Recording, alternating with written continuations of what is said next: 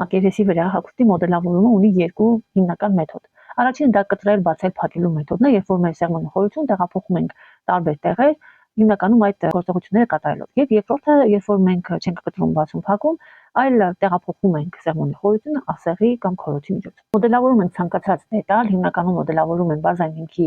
գծագրերը, լեկալները, երբ որ մենք գծագրել ենք օրինակ զգեստի վերևամասի ինչ-որ բազային հիմք եւ ուզում ենք այդ բազային հիմքից ստանանք տարբեր տեսակի մոդելներ կամ տեղափոխենք սեղմոնի խորությունը կամ սեղմոնի խորությունը վերածենք սեղմոն դարսի, սեղմոն ծալքի կամ սեղմոնի խորության հաշվին լայնացնենք դետալները։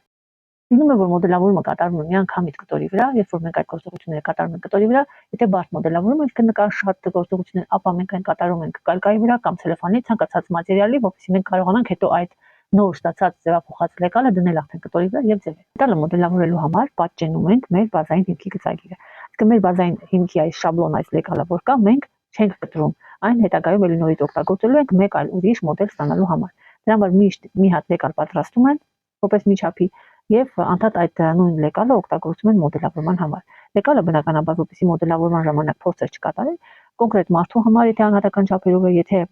մասսայական արտադրության համար է, կարվում է փորձանմուր, այն բազային հիմքը արդեն դուք ճշգրտումներ եք կատարում, նոր արդեն իմանալով որ ինչպես պետք է նստի, ինչ ուրվապատկերի համապատասխանում է բոլոր կետերին այս տեղերում են, թե ոչ,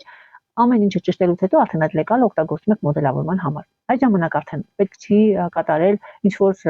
շատ փորձեր, որովհետև դուք արդեն գիտեք ոնց պետք է նստի, ուղղակի արդեն ծավալներն եք տարբեր ուղղություններով ստանում, ձևավորում եք դա։ Կտրել, բացել, փակել։ Նշանակում է, եթե մենք ուզում ենք այս սեղմոնի խորությունը օրինակի համար տեղափոխենք կողքի կար, ապա գծում ենք գիծը, ստացվում է այս գիծը կտրում ենք,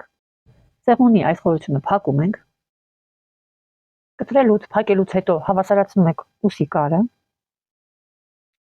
սեղմոնի ամբողջ խորությունը ես միշտ անում ավելի մեծ մասի վրա, ավելի հեշտ լինի ձևավորելը հասա։ Այստեղ սոսնձում եք, կամ փակցնում եք այսպես կոճով։ Ստացվում է, որ սեղմոնի խորությունը բացվեց ահա այս հատվածում։ Դա էլ հենց կոչվում է կտրել, փակել, բացել։